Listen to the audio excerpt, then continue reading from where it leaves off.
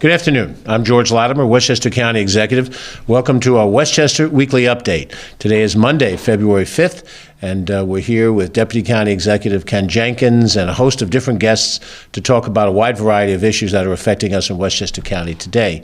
In a few seconds, I'm going to be introducing the mayor of the village of Briarcliff Manor, Steve Vescio. He is our municipal partner for this program. Every week, we try to have somebody coming in from one of the various villages, towns, or cities to talk about their municipality. There are 45 of them in Westchester County. They're all different. They're all in their own way unique and wonderful. And we like to have that regular rotation so you get a chance to see each of the different component parts of Westchester County.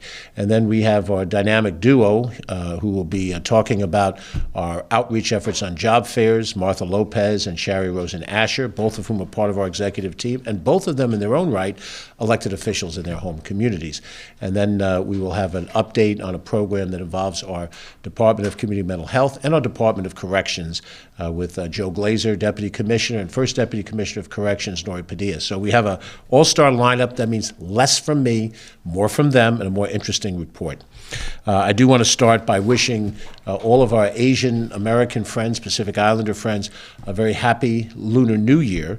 The New Year comes in on, I believe it's Saturday, the 10th of the month. But this is a very big celebration for many of our friends in the various different cultures that make up what we consider the Asian population: China, Korea, Japan, Vietnam, Cambodia, Thailand, so many different places that represent a significant population in the world, but also a significant population in Westchester County.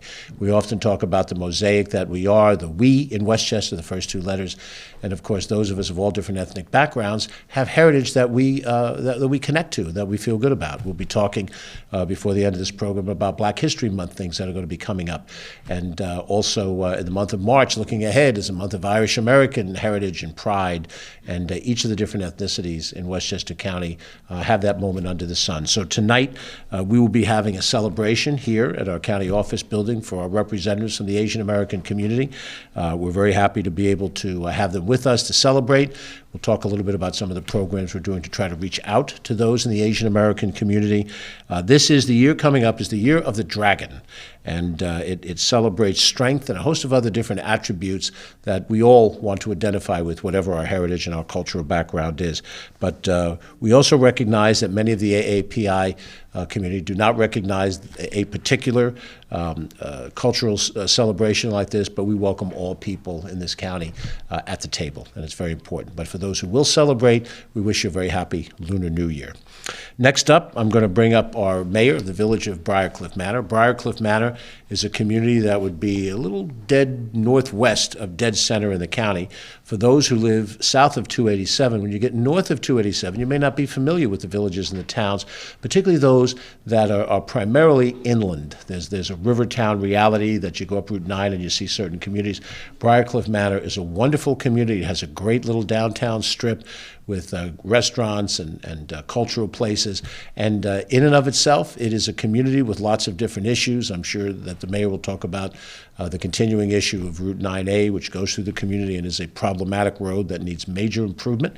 But also all of the services that they provide are really welcome to the people who live there and love it. It is a city that does touch on the Hudson River as well, so it's very diverse. And we're very happy to have with us the mayor of the village of Briarcliff Manor, heading the 7,700 people of that community, the Honorable Steve Vescio. Steve, thank you for taking time to come back. Thank you, County Executive. Happy to have you with us. Appreciate it. Thank you for having me here today. First, I'd like to send my thanks to the county, George in particular, for being such a great partner to the village of Briarcliff Manor. We do have some issues, not many, but Route 9A is certainly the biggest. We'll get to that in a minute. But it's important for a small village like ours to have a strong partner in the county and in George. It's made the world a difference getting light on these issues and also helping to rectify some of our longer-term infrastructure needs, which I'm going to go over in a minute. Briarcliff over the last 5 years has put significant involvement and investment into our parks. For our residents, through COVID, we found everybody needs to get outside. So our Chilmark Park was revitalized a couple years ago. We have what I'm told Florida quality pickleball courts, and we hosted our first Picks and Pickleball event last year. We'll be having our second one this year, and another potential improvement will be to convert another 2 tennis courts into an additional 6 pickleball courts. So we'll have kind of a little pickleball center down there with 12 courts. And they're used almost year-round as the weather permits. It's been a huge hit with the community, so more for that. The trails that we've been working on, we really couldn't do it all without our partners in the county and the state government. We recently are underway right now under a state grant to construct a walking track around the club field. So they had another opportunity for residents to get out and get some exercise. With another grant, we were able to connect the Empire State Trailway into our downtown, which is something that for us, we don't have a train in our downtown, so we have to look to get visitors any way we can. One of them is by bicycle. So with that grant, not only were we able to connect to the newly renovated trailway, we were also able to run a fiber optic cable from our library to our municipal building, so it cuts down on our infrastructure costs, having one server system, and also allowed for better online registration for recreation. That ties right into, as you pass our newly renovated youth center, you'll come into our downtown, which is undergoing quite a renaissance right now. We were recently awarded a $3 million grant for streetscape improvements. That's to widen the sidewalks, install raised pedestrian crosswalks, so it's safer for pedestrians. It's very unsafe crossing with the current conditions. We have 1 motor vehicle accident every month down there, and a pedestrian struck every 2.5 years. So they're not good statistics for a two-block downtown. And we're very thankful for our partners to help us rectify those conditions, because $3 million is a lot of money for the Village of Briarcliff Manor. So we thank them for that. And as we've started to invest into our own infrastructure, we've seen others who own property in the downtown start to rejuvenate and revitalize those. So the Moonbeam building was recently demolished to make way for a larger structure that not only has 2 takeout restaurants, but 10 apartments, which are the first apartments in our downtown in more than 80 years. So it's going to bring a sense of life back to the downtown that we're very, very excited for. And we hope other property owners will also look to improve their properties and add living units above. Some of those are required to be affordable under our local law. The village, in an effort to solve long-term space needs at our Village Hall, recently acquired 1050 Pleasantville Road. That's right across from Village Hall, and it's the former Wells Fargo. We demolished the building and converted it into a temporary parking lot in anticipation of our downtown streetscape. We can keep all the construction equipment off the parking spaces and minimize disturbance onto businesses. It also allows us to address space needs for our police and court, which barely meet the minimum standards today, as they've changed so much over the last 60 years. So we are going to be constructing a police and court building and parking lot for the public at this property.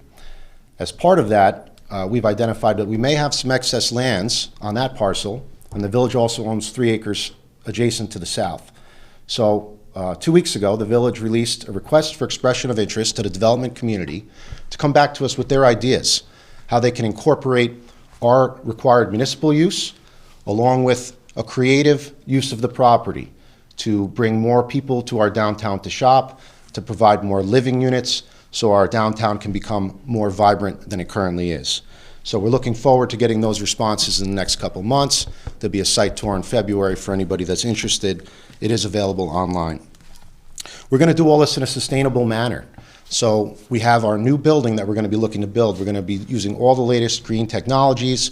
We're going to be installing EV chargers in our downtown. The trailway I mentioned earlier, we are just waiting for a grant on that, and then we're going to get those EVs in. That has been asked for over and over again from residents. The asphalt we put on the trail is also permeable, which is to prevent the runoff issues that we have around 9A. As the county executive mentioned, 9A is something that I'm not only passionate about, but I'm dedicated to getting done.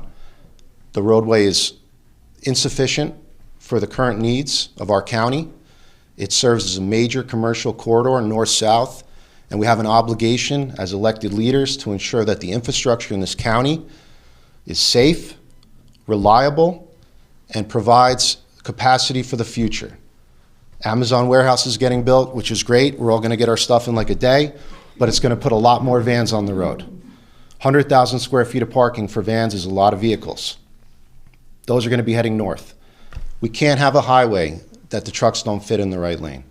we have to have a sufficient roadway, and we have to do it soon.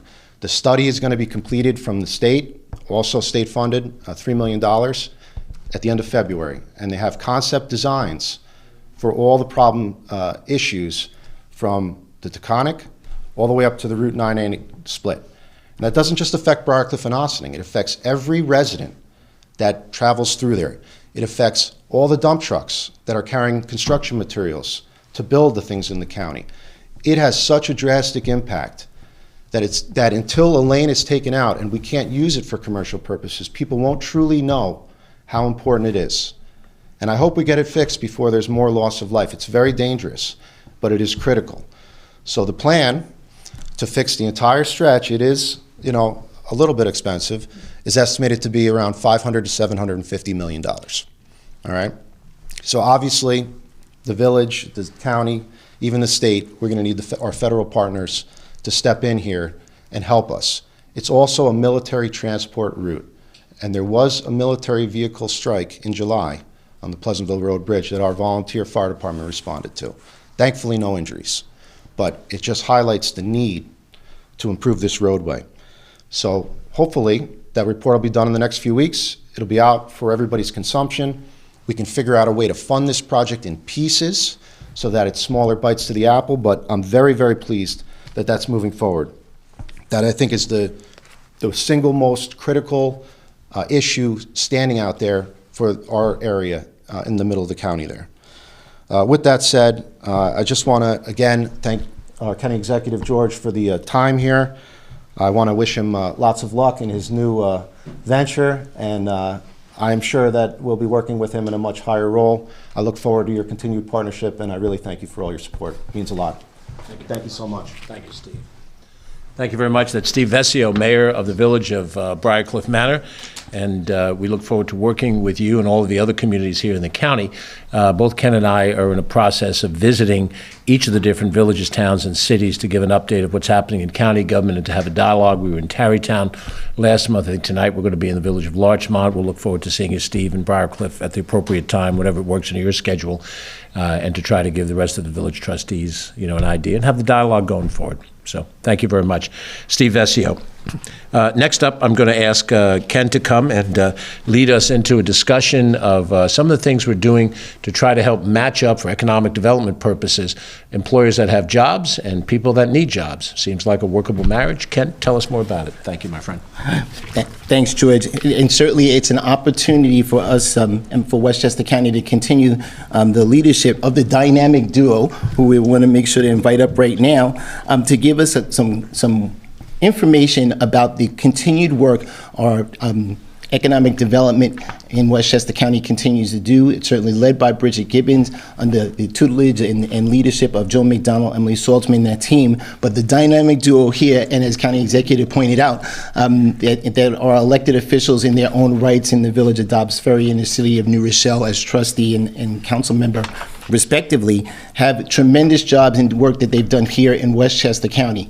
The Director of Policy and Programs, Small Business and Chambers of Commerce, Shari Rosen Asher, and as County Executive Latimer always points out, created a program when none existed at all, and under County Executive's leadership, making sure that we reached out to Chambers of Commerce, established conversations and things that were not just helpful through the pandemic, but prior to that, so that whether it's in the village of Briarcliff or anywhere around Westchester County in the various chambers of commerce, things work out so well together. And our dynamic Director of Minority-Owned and Women's Business Development and Immigrant Affairs, Martha Hanratty Lopez, has done just a tremendous job of doing that. We have an exciting opportunity that's coming up. I'm going to ask them to come up and speak about it. Shari, Martha. Thank you. Thank you, County Executive, Deputy County Executive. I guess for the dynamic duo, I'm Batman for this one. So we have been working to create job fairs and opportunities to match up employers with job seekers. And while the unemployment rate in Westchester is very low, there are still plenty of jobs available. The next one that we have coming up is Thursday, this Thursday, February 8th at the Little Theater at the County Center from 10 a.m. to 1 p.m., and it is focusing specifically on cybersecurity and IT. The county executive created a cybersecurity task force. We know that this is such a vital issue. We also know that we have wonderful universities and colleges here in Westchester that are teaching students about these things, and we would like to keep those students here in Westchester. We also want to let people know that you don't have to schlep into the city if you have a specialized degree like that, because we have opportunities right here. Thank you so much, colleague. I have to. So we want to invite you to come to our job fair. If you are an employer and are looking for employees, please come as well. If you have not yet registered, don't feel pressure. Just come in. If you don't think that you can make it or otherwise, we want everyone who is looking for a job, specifically in this area. IT is extremely important, and we have been extremely successful in making that match. So we invite everyone to our job fairs. Right. Thank So you. If you are an employer, we still have a couple of tables left. You could call 995-2900, I guess, and ask for the dynamic duo, or Sherry and Martha, and we'll help you out. So we hope to see you on Thursday. Thank you. Thank you. Thank you. All right, thank you. And again, we want to continue to reinforce that the cybersecurity IT job fair is going to be on February 8th at the Little Theater on the second floor of the Westchester County Center from 10 to 1 p.m.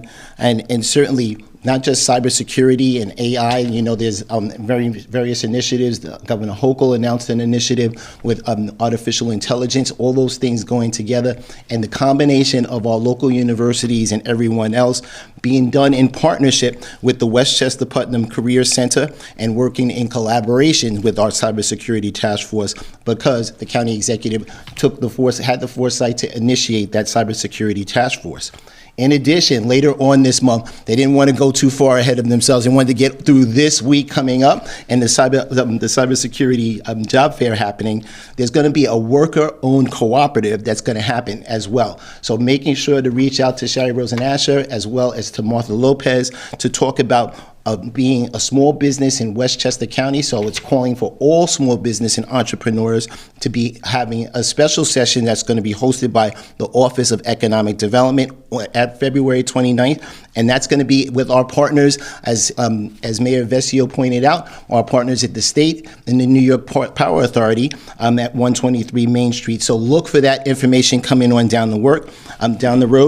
And you're going to learn what it takes to be a successful workers' co-op, hear from a successful workers' co-op, and get some more information about being a worker cooperative. And you can always register by calling that 995-2900 and asking for Sherry Rosen-Asher or Martha Lopez or our Office of Economic Development.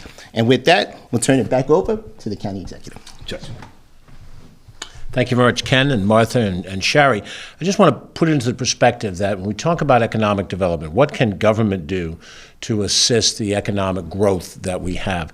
There's been a traditional thinking that what the government can do is to keep taxes low, to cut taxes. We've cut property taxes 4 straight years, and then a 5th year where we've kept them level. But when you understand what drives a business, there's a host of different factors that determine whether a business is successful or not. Many of them are not controllable by government. The tax obligation is just one of them, and there are many other things. Trying to match up, in this particular case, the people who would work for the organization and the work that they do with the needs in vacant jobs is also an important task. And so the efforts that are being made by these job fairs is to try to help deal with another element of what a business looks for. And there's a host of other different elements that go into this economic development strategy. Sherry has directly dealt with local chambers of commerce. Those types of businesses, usually very small, retail, but not always retail, have certain needs. And we found that during COVID, one of the needs they had was for those organizations to survive, given their relative size. So we were able to take a certain amount of Coronavirus Act money to help prop up those chambers of commerce to get them through the toughest period of time. And we also wound up doing the same for some small businesses, and then the federal government took over that role much more aggressively over the last couple of years. We've also seen that we try to incentivize some of the minority and women-owned businesses. We had this conversation at this podium last week. Martha has led a program for MWBE businesses that represent $250 million over the 6 years of this administration, and targeting those organizations that really begin with an individual and an idea, and how that morphs into a viable business with people being employed and a service or a product being provided to people that consume it, pay for it, and a profit is made. There's much rhetoric about what happens in the society and what should happen in the society, and you hear people talk about what's going to be fair and what's going to be unfair. But from a practical, realistic level, it's things like job fairs, it's things like direct assistance to businesses in need. Sometimes that assistance is technological, which is part of what our economic development efforts are. Some of it is money that we make available through our IDA, and sometimes in the form of incentives. It's a host of different things that can affect a business and to create that rising tide that raises all boats. And much of what happens in the economy is beyond the control of government. We have to be realistic about that. Government has a role to play, but it's not necessarily, certainly at our level, the decisive role. The important thing, it's a flexible strategy. It moves based on what we see. Some of these job fairs have been fabulously successful. Some of them, are experimental, and we look to tweak them before we do them again. In some of these programs, we've done them in White Plains. We've done some in Yonkers.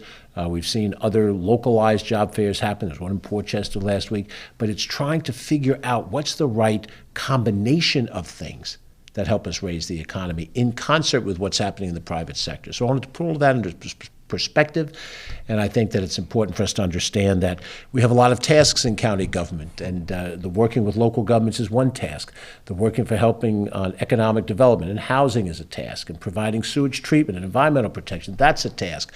And dealing with people in various stages of need, which are done through a number of our departments, Department of Social Service, Office for the Women, Office for Veterans, all of those things go into this overall mix of things that we have to deal with. So next I'd like to bring up some folks who represent two of our major departments in county government, the Department of Community Mental Health, represented by Joe Glazer, who's Deputy Commissioner, and our Department of Corrections, which operates our correctional facilities. And with us today is Nori Padilla, who's the first Deputy Commissioner of the Department of Corrections. And together, they've teamed up to implement a new program. I want them to describe it, but this is one more example, not just of how do you give a speech about what government should do, but how do you figure out in the real world how to take resources of skill, time, and money and apply them to getting a positive outcome. Joe, Nori, please tell us about Lives Forward. Thank you, County Executive. Thank you, Deputy County Executive. This is a program that really came as a confluence of needs from many different directions. The healthcare system in behavioral health is now requiring so many service providers to have what we know as peers. Peers are individuals with lived experience who are trained and certified to help others going through their recovery. When we first came up with the idea of working with this, I give huge credit to Commissioner Spano and Commissioner Orth, who have been very, very supportive of this idea. This is a first-in-the-nation program where we will be taking training programs to certify peers. In this state, we're stratified. We have two different departments overseeing each. So we're combining the New York State Office of Mental Health Training and the New York State OASAS training, Addiction Services and Supports, combining them into one training. And through the great support and leadership of our friends in the county facility, we are starting that, and we are starting it today is the first day of the program.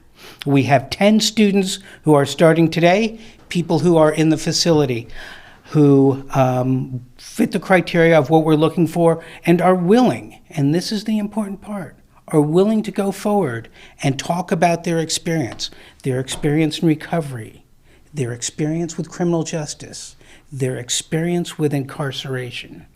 And for me, I'm coming up on 30 years in the field.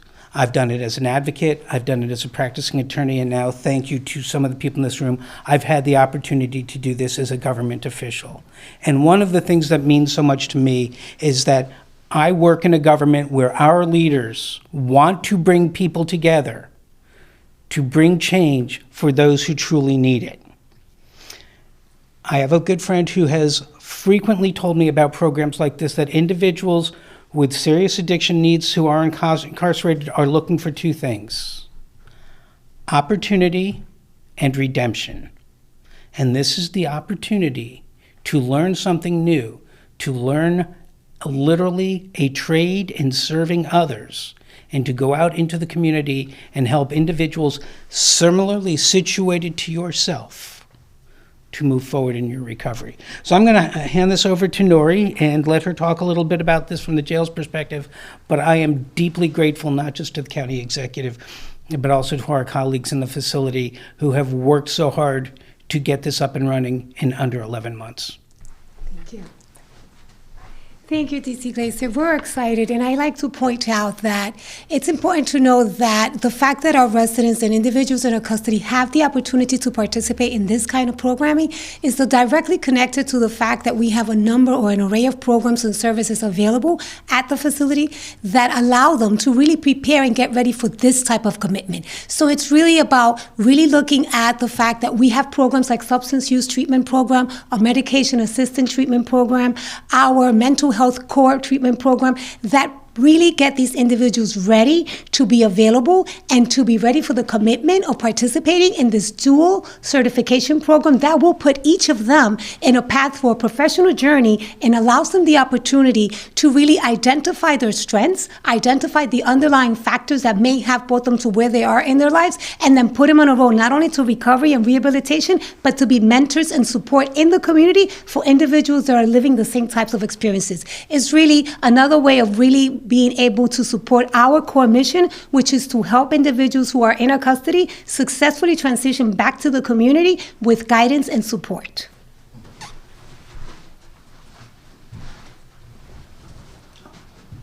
Close out? All right. Very good. That gives you an idea of the innovation that these two departments are working on together. And I want to compliment not only the leaders of these two departments, Michael Lorth and Joe Spano, but specifically Nori and Joe in bringing their innovative ideas to these positions. We're very proud that they're trying to figure out how best to respond to these issues. And I think that's part of what we do in Westchester County. And we make sure that individuals have the ability to come up with plans that they think might be workable, not just a top-down management, but for people who have managerial responsibility, that they're creative. And we wish you Godspeed with this, and we hope that you'll get the results that you want, Thank you for your support, sir. which is good for all of us. Thank you. Thank you both. Thank you for being with us today. Let's make sure you get your notes. I've seen my notes disappear sometimes here from the podium when different guests are here. We have a couple of major events coming up. I mentioned that tonight we're having a reception for Lunar New Year, and our AAPI friends. Ken is going to cover a couple of issues of things that we're doing to honor Black History Month, which is also the month of February. Ken. Thanks, George. And certainly Black history is American history, and in Westchester County, we continue to ensure that there's so many different opportunities to have the receptions and conversations and the education around certain things that are happening. Coming up on February 12th, please join County Executive Latimer and our entire team up here for a celebration of Black History Month. That's at February 12th at 6 p.m. Right here in the McCallion office building, up here on the 9th floor. Please make sure you RSVP to communications@westchestercountiny.gov, and that time frame is by today, so we're really asking for those that are interested to do that. We are well over, very close to over 100 people for the event that we'll be having on February 12th, which is next Monday, and we look forward to seeing everyone as one of the programs that we do here in the county. On February 29th, we'll have the annual Trailblazers program. That's in combination with County Executive and County Executive's office, and certainly our African American Advisory Board, and it's preserving our legacy in Trailblazers. So we'll invite you to that particular program on the 29th. The reception starts at 5 p.m. and the ceremony at 6 p.m.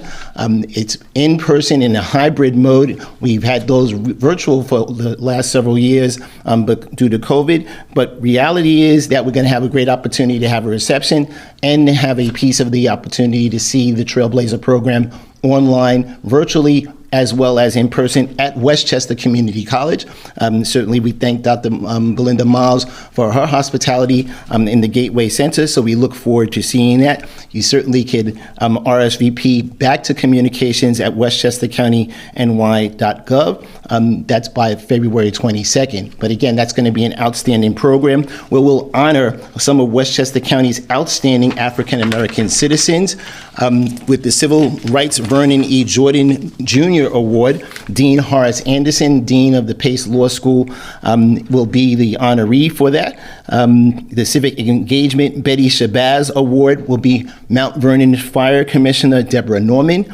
And finally, for their humanitarian award for their contribution to school desegregation, Drs. Kenneth and Mamie Clark. That's posthumously that they'll be getting awarded for that, but their research was very instrumental in making the changes that ended up being part of Brown versus Board of Education. So again, it's the Dean Horace Anderson, Fire Commissioner Deborah Norman from Mount Vernon, as well as Drs. Kenneth and Mamie Clark. That'll be an opportunity to see that, and it's going to be a wonderful program. County Executive Latimer and myself will be there. We'll look forward to seeing you there on the 29th. Back to you, George. So normally I ask Ken to close with the parks information, but in the shuffle here, we're trying to imitate channels 7, 2, 4, 5, or something like that. But we got to do something after I leave office. So I do want to go over some of the parks information that we have coming up. We just celebrated Groundhog Day at Muscoot Farm with Henrietta Cluxatawny, the chicken who laid an egg. And do we have more spring or summer? More spring. More spring. Early spring. Early spring. Good. Good to know the chicken said so. But we have other things we just want to mention to you about our parks. Every Tuesday and Friday, this week, February 6th, Friday, February 9th, from 8 to 12, we have a mall walk at the Westchester Mall in White Plains. That's the one that has Nordstrom's and Neiman Marcus located on the east side of White Plains. You can walk around the mall, get your 10,000 steps in, probably more than that if you're doing it for 4 hours. If you'd like more information, you can call 231-4539. Much more my speed, Thursday night and Friday night, February 8th and February 9th, starting at 7 o'clock. The Westchester Knicks are playing at the County Center. They take on the Birmingham Squadron. You can get tickets at countycenter.biz/events/Westchester Knicks. It's all out there for you. But it's basketball. These are the players who we hope we'll see in the NBA. The Knicks are doing very well, but you always need the next group of players to come and rise. And so on these 2 dates, they'll be playing the team from Birmingham right here at the County Center. Very exciting. It's a great basketball venue. We're going to have high school basketball there at the end of the month of February for Section 1 championships. Come, you'll have a great time. On Saturday, this coming Saturday, February 10th, from 10 until 11:30 at the Mearstead Estate, which is accessible in Mount Kisco, there will be a program called Introduction to Evergreens. You can join our park staff at Mearstead for a hike to observe and learn about the wonderful world of evergreen trees. Programs run rain or shine, and you park at the carriage house, and you'll have a wonderful hour and a half walk. Hopefully the weather will cooperate. On Saturday, February 10th, from 10:30 to 12 noon, we have a Valentine's workshop. That's going to be at the Lasden Park and Arboretum in Katona, right on Route 35. You can drive west off of 684 or east off the Taconic Parkway if you're coming from the south. If you're in the northern part of Westchester, you know exactly where Lasden is. This is a way where you can make one-of-a-kind Valentine's Day gifts for someone that you love, but it's targeted for ages 6 through 10. So if you're a grown adult, you have to go out and buy a Valentine. There you go. If you don't want Valentine's Day to come and you get the surprise. You can get details about this event by going on to lasdenpark.org/shop/ you'll find it. Saturday, February 10th from 11 to 1, there's a dip candle workshop, Cranberry Lake Preserve in North White Plains. That's on Route 22. You go north out of White Plains or south out of Armonk, and you'll see a traffic light, and that traffic light right in the middle, access is Quarry Heights, beautiful reservoir to your right or left. And when you go that way, Cranberry Lake Preserve is there. You can stop in the Nature Center, and it's a workshop on making hand-dipped candles. You could try that for a Valentine's Day gift. And Deborah like maybe. That's always possible. Parks E-Club Weekly Newsletter, you can sign up for. You can get all of these outstanding programs if you sign up at parks.westchestergov.com, and you'll get all of the information about our tremendous parks. And during the wintertime, all of our parks remain open. We have lots of different trails. There are 6 nature centers. Cranberry Lake is one of them, Trailside, the marshlands, the Reed Sanctuary, Lenoir Preserve. I know I'm missing one along the lines, but they're wonderful places to just take a winter walk, whether there's snow on the ground or not. It's a very pleasant way to spend some time. For those of you who may not want to watch the Super Bowl coming up on Sunday, it's a great way to counter-program and be out in the great outdoors. And we're very proud of our Parks Department, 55 parks, there's golf courses, and there's swimming pools, obviously, seasonally. We have beaches and a whole run of things. And the county center is part of that great inventory as well. I've been a little bit lighthearted as far as the parks are concerned, but I'm a big fan of the parks. I hope you are too. It's one of the great areas that Westchester provides a service for all of our residents and friends.